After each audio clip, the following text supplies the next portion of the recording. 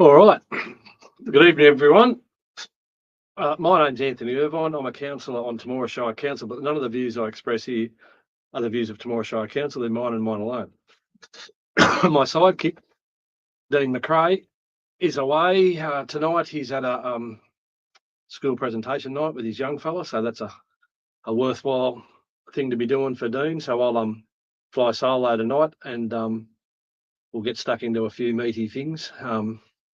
Probably the biggest concern for me recently was being shut down at a meeting by an overzealous chairperson, being that the mayor of Temora Shire Council. It was pretty rude, and I believe that Mr. Furman shut down discussion on the matter because he's concerned that he doesn't want the accused to have any ability to argue their case. I've discussed at length the disgusting process that I see the code of conduct. There is no testing of the evidence put forward by the accusers. A lot of the evidence that's put forward, as I've demonstrated last week, is very flawed and really does misrepresent the facts. And I don't think the mayor wants any of that exposed. I think he's quite happy with the situation whereby the council can make a complaint against me. They can pay an investigator to investigate it. The investigator can make the findings. Council can publish the fact that I've been censured and list the charges that I've been found to have the elements of the code that I'm charged with breaching, and I really don't get any right of reply. And I'll give you an example of just how little opportunity I get. This is a letter that came from the General Manager of Temora Shire in August this year. There were two matters that had been long running, that long that one had been initiated in February 2024, and the other matter had been initiated on the 1st of December 2023. Now, by coincidence or good management, both of these matters were finalised in August this year, just prior to conducting the local government elections. And Temora Shire Council had the opportunity to publish these on their website and also ensure that the newspaper had access to the media releases, and it was all basically plastered all over the front page of the local paper, along with all over council's webpage. And I believe it was just a direct smear campaign prior to the council elections. That's my honest opinion. Now, throughout the whole process, in the very first code of conduct that I was involved in, I actually took it seriously. I thought there was going to be some proper due process, and there would have been an opportunity for the accused to test the evidence against them and to provide further evidence and have it considered fairly. I put a huge amount of time and effort into that investigation, and at the conclusion of that investigation, evidence was ignored. Serious questions I had to the validity of the evidence that they used were not answered.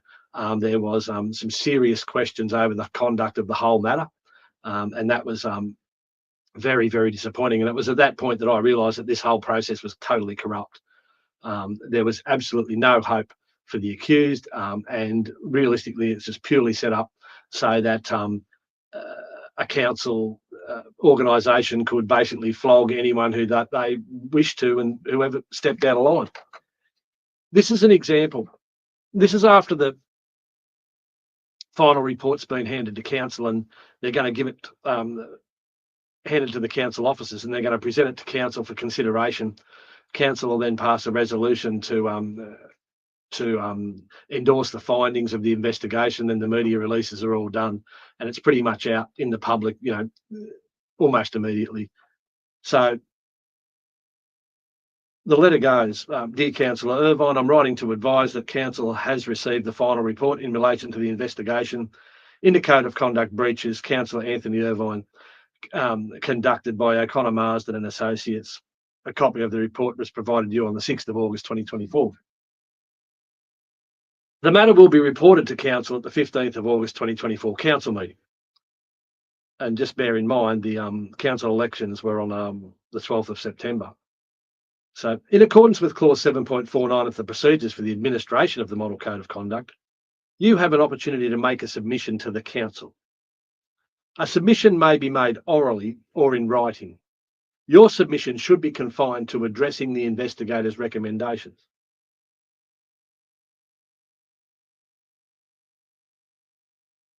Well, I believe I was completely stitched up.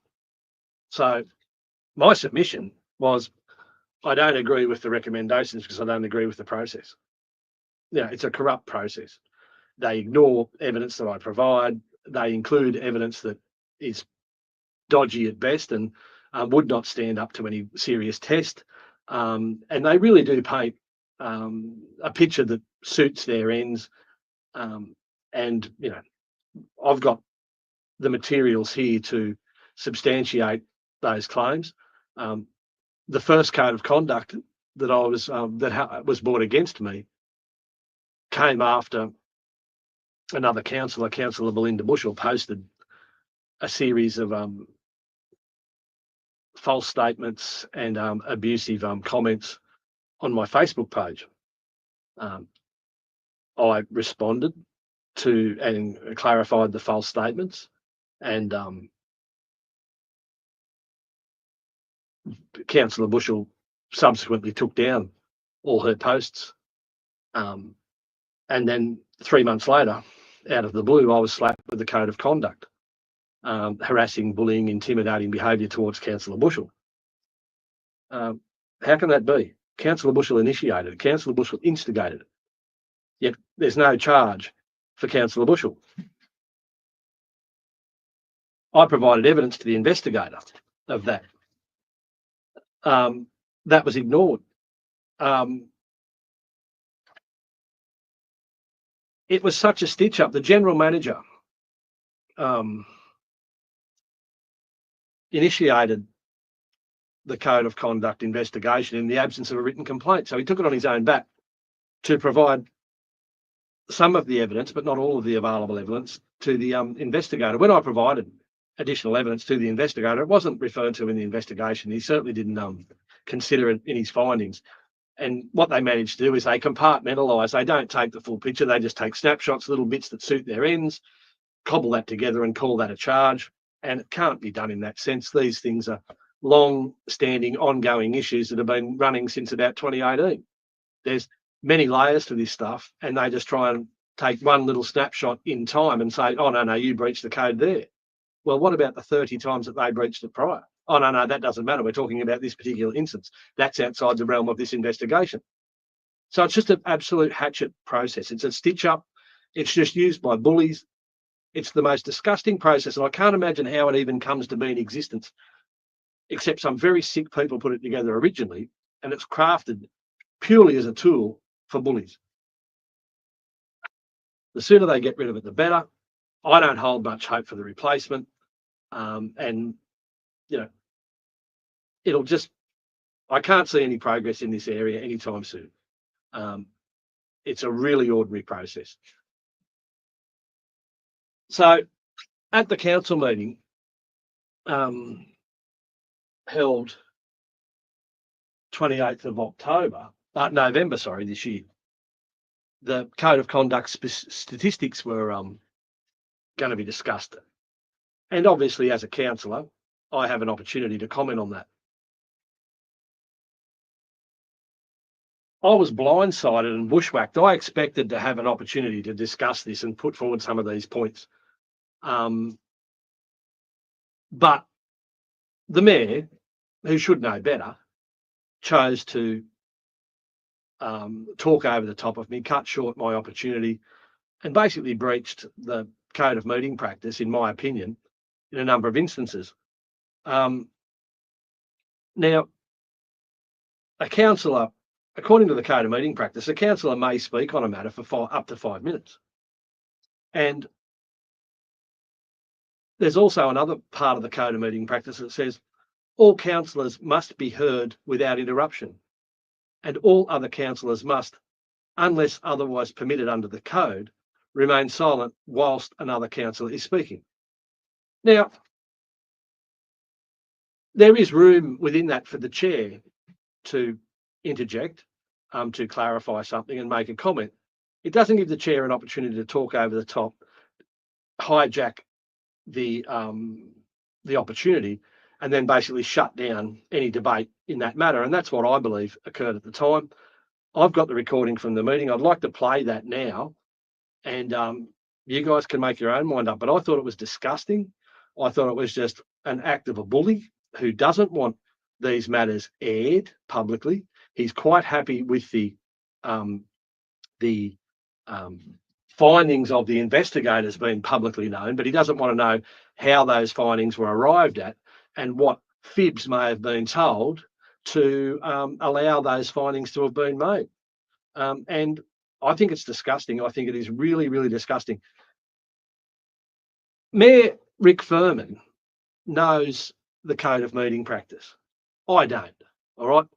I'm in my second term. I should know it better. And look, don't worry, after the council meeting and the bullying hatchet job that he pulled on me, I'll make sure I brush up on what my rights are. I've already read that part, and I know now that I'm allowed to talk for 5 minutes on a matter and I shouldn't be interrupted.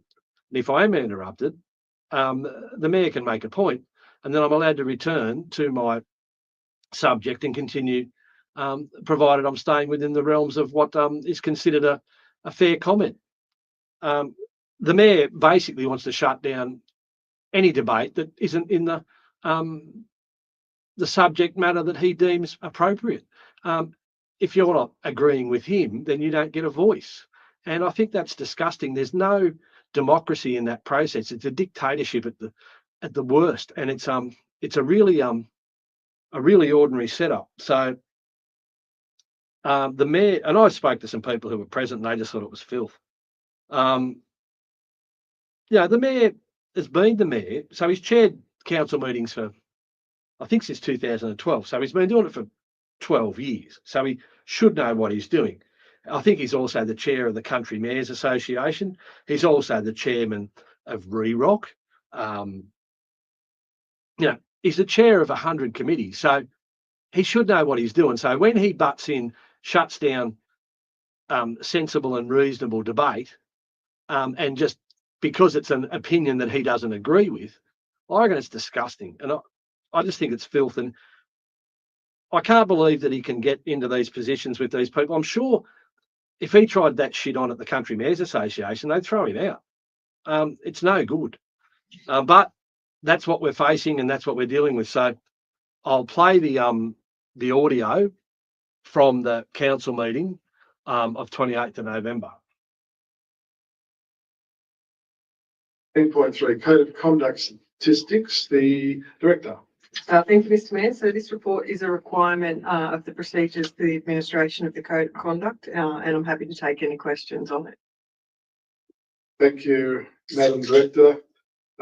Councillors, you have the report there before you, and you have a recommendation on the bottom of page 553.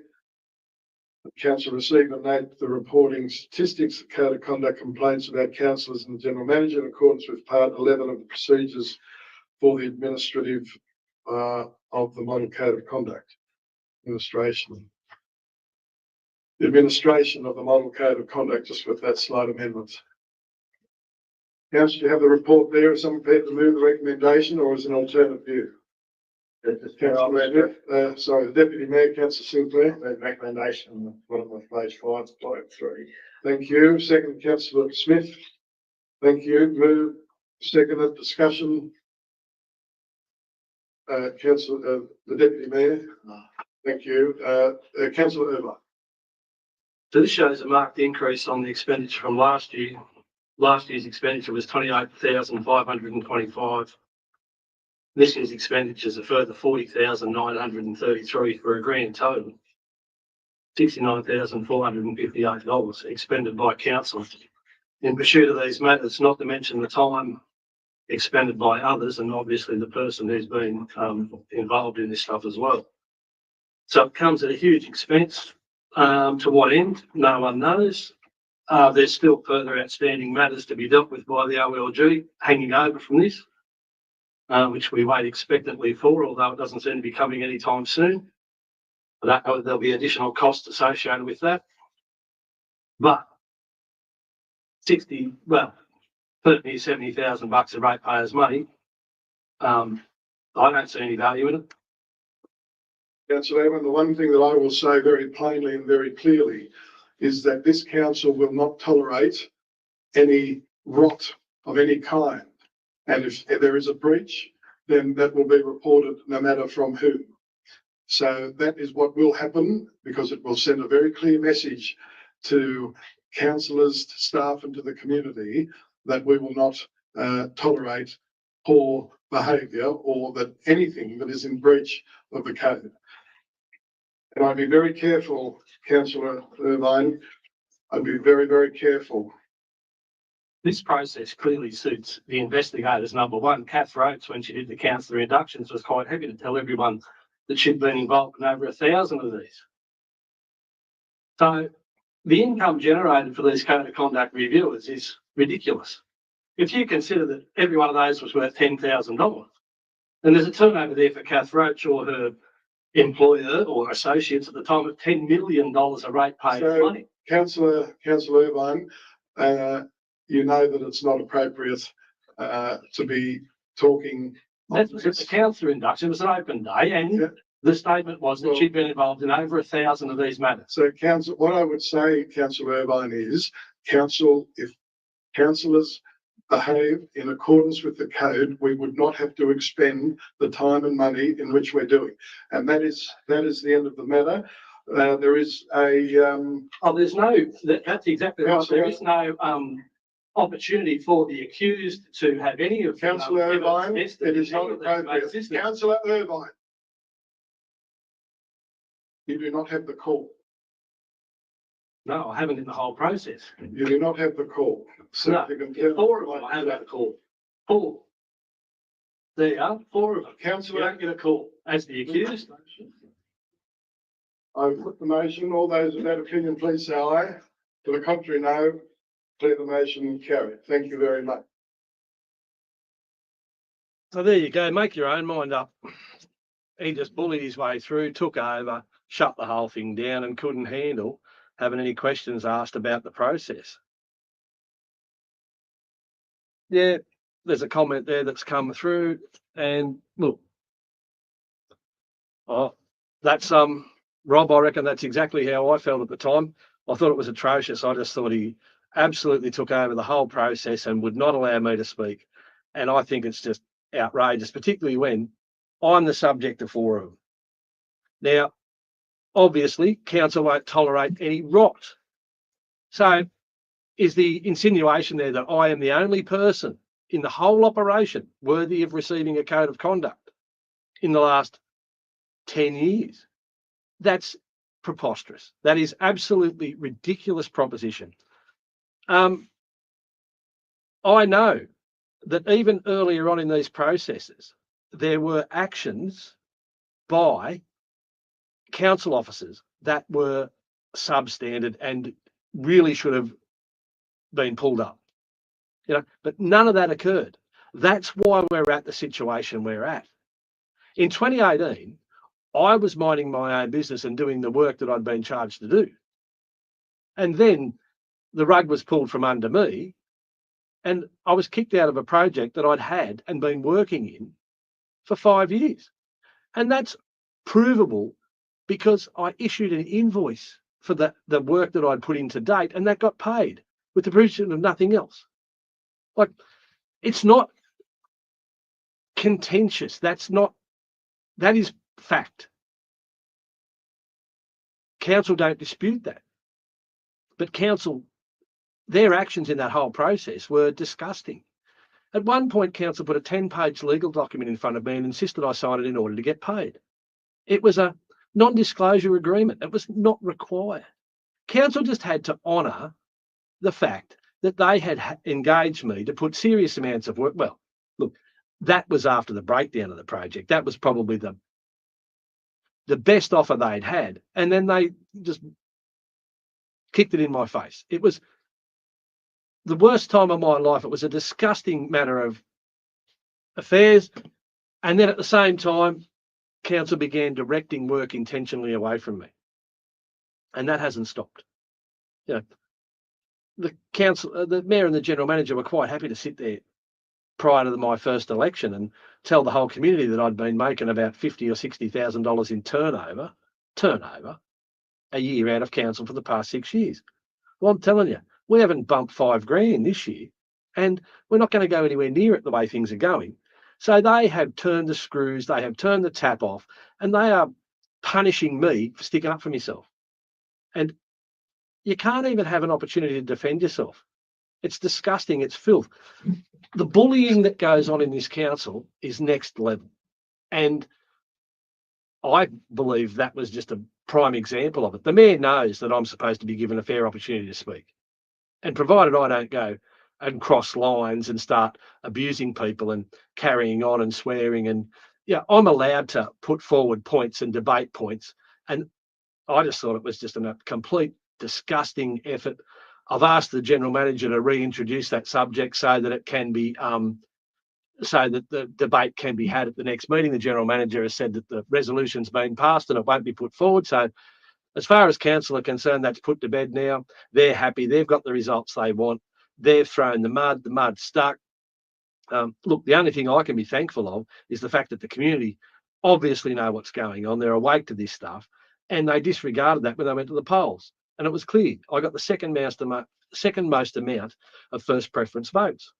So I believe there's a very significant segment of the community that are sick and tired of the bullshit. I'm approached on a regular basis by people who just can't thank me and Dean enough for shining the light and having the courage to air some of these things, because for too long there's been a group of bullies who have just been running around and riding roughshod over the whole community, and it's not good enough. So that's where we're at. Now, I gave the mayor fair warning, and I actually invited him tonight to come in.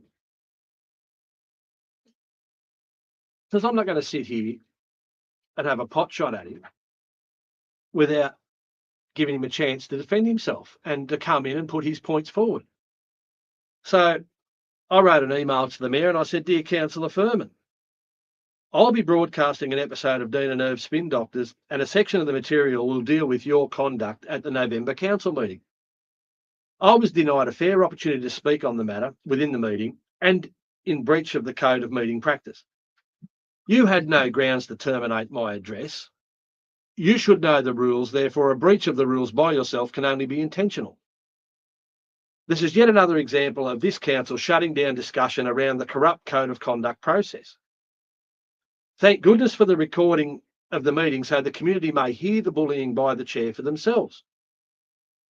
You are invited to appear to express your views and, unlike at council, will be given a fair opportunity.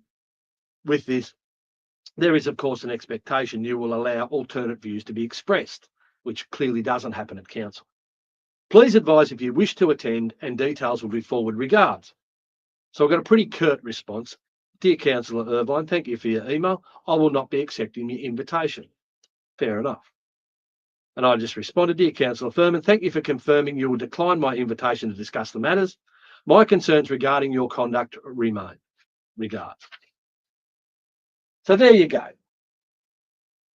He's a big bully when he's in his council chamber and he's got all his protection, but he won't come out in among the people and actually have a robust and open and frank discussion about these matters and really get into the nitty-gritty of what the background is and be pressed on what the real matters are. So, you know, he's done himself no favours, because I'm telling you, I will learn the code of meeting practice and I will pull him up every time he breaches it, because I'm sick and tired of the bullshit. So I'm sorry that this can't be a little bit more positive tonight, but I just thought it was disgusting. And I don't know whether the community actually see that side of the mayor very often. He does tend to try and attach himself to all the warm and fuzzy parts of the community, but they don't really see him just jackbooting across another councillor's opportunity to speak on a matter, and something that's affected me so deeply, he's quite happy to just flog the shit out of me and then shut me down. So look, you can't shut me down on this platform, thank Christ. And I get an opportunity, and the community get an opportunity to consider this stuff. The amount of people that have been bullied by this council is extensive. I'm approached on a regular basis by people who feel they've been treated very poorly by this council. So, you know, I believe that it's very poor leadership to suppress debate. A strong leader will welcome debate, and they will have their opinion, and they'll allow others to express their opinion, and it will be a fair and open exchange, and the community will be able to witness and understand what's going on. But no, in this regime, it is just purely secrecy, secrecy, secrecy. That is number one. And do not allow an alternative view to be expressed. Now look, bullies are, everyone knows, underneath, fairly scared, weak individuals. So, you know, an indication, I suppose, is the fact that couldn't be bothered to come here tonight and actually have it out. I've asked on a number of occasions leading up to the first elections, I asked for a public debate with the mayor and he wouldn't come. I've asked plenty of times just to get out and air some of these matters and really put some hard questions to him, and he just won't put himself in that position. He's too cunning, he's too clever, he won't do that. He doesn't want the real story to escape. He's quite happy to have his story out there and no one else's. He's got his own pet publisher who's quite happy to put forward everything in a narrative that he wants exposed, or everything in a narrative that he wants published throughout the community. But when the alternatives available, it really does scare him. He's a very, very unusual individual. So I think, yeah, there's a few more comments there. They're fairly similar. But that's, you know, what do you do? What do you really do? I was minding my own business. I've stuck up for myself when I was treated really poorly by council. And council has spent the last 6 years trying to destroy my reputation, trying to destroy my business, and just trying to badmouth me throughout the community. And these codes of conduct, they're just another example of that type of treatment. And they're spending your money doing it. $70,000 of ratepayers' money has been wasted in this process. And what have they got so far? A couple of censure motions. You know what a censure motion is? Council expressed their extreme dissatisfaction at my behaviour. Well, boo fucking who? I express my extreme disappointment at council's behaviour. But, you know, I don't get a voice. I don't get a vote. I don't get the opportunity because all of those tools are reserved for the bullies. It's not a fair process. There is no transparency to this process. There is no proper due process. In a court, you get a chance to cross-examine someone and you get to actually dig down and find out the quality of evidence. But that doesn't happen in this process. It's an absolute disgrace. And I was so disgusted in that whole meeting. It really highlighted to me just how important it is that I'm at council, how important it is to expose this type of conduct, and how important it is for the community to know and understand what's actually going on behind the scenes, because this has been going on for a long time, and it's going to stop. But it's going to take you people out there to get off your asses, and anyone who's got like the ability, like we need to get, as Dean put forward, a ratepayers association. We need to press council and start getting some proper answers and stop this whole bottleneck of information and this secrecy and the fact that they just keep it all to themselves and just dole out little bits of information. The efforts that I've had to go through to access information as a councillor is just mind-blowing. There's still matters before NCAT as we speak that are regarding the contract with the ex-general manager. And the fact that I have to go to those lengths to access information that I should be privy to is just, it's just disgusting. And, you know, it's just a dictatorship. There is no democracy. It's completely corrupted. And then all of these processes are there designed to enable these people to try to shut someone down. Fortunately, out in the country, when you've lived in a town for 20 odd years, people know how you roll, people know what you're about, and people can see through the bullshit. And I'm fortunate that that's the case here. There's a lot of people out there who know exactly what's going on, and they're great supporters of us. They're great supporters of me, and they've been really staunch throughout this whole process, and they really know what's going on. And we just need a few more of those people to get a little bit more active, and I think we can, initiate some real change in this community. The community, it wouldn't take much to get council back on track, open up, be more transparent, be more accountable, and stop the childish schoolyard games that seem to take up most of the day there. Council only had to act with integrity in the first instance, and I wouldn't even be on council. The only reason I'm there is because they treated me like absolute shit. So, I don't feel as though I'm any part of the problem, in that all I've ever done is stick up for myself, and it's led to this. It's led to the point where I've had to go and run for council to get in and try and tidy up this absolute cesspit. So look, I'm going to cut it pretty short tonight. It's pretty heavy. That's pretty full on. I'm really disappointed the mayor hasn't got the guts to come and talk about these sort of matters publicly. But, that's the sort of individual it is. He just hides behind his codes of meeting practice and bullies his way through the meetings, and he won't put himself in a situation where he actually has to deal with the problems. He avoids dealing with the problems. He spins his web or tells his fibs, and realistically, if these matters were pretty simple early, and as things have gone on, they've become more complex and more complex and more complex. So lies don't fix lies. We need to stop and sort this shit out. But with the attitude that you've just seen there tonight, the prospects of that are very, very low. So anyway, that's where we're at. I reckon we'll sign off early tonight. It's not a happy place, but the best part is I'm still in there swinging, and we've got a council meeting next week, and I'll be there up the front asking questions, and I'll have my code of meeting practice here. I'll brush up on it. I'll make sure that I'm starting to work on that. I don't expect to be an expert at it in a month, but I expect that after a couple of years of really applying this and holding the chair to task, and really testing the boundaries of this code of meeting practice, then I think we're going to see a marked improvement in the way debate's conducted. I think there'll be a more open debate, and I think we can defend the right of an elected individual to have their say in the chamber, where the community wants them to be and wants them to represent the community. So thanks very much, everyone. Go and do something productive, and enjoy your week, and we'll be back again next week. Thanks, bye.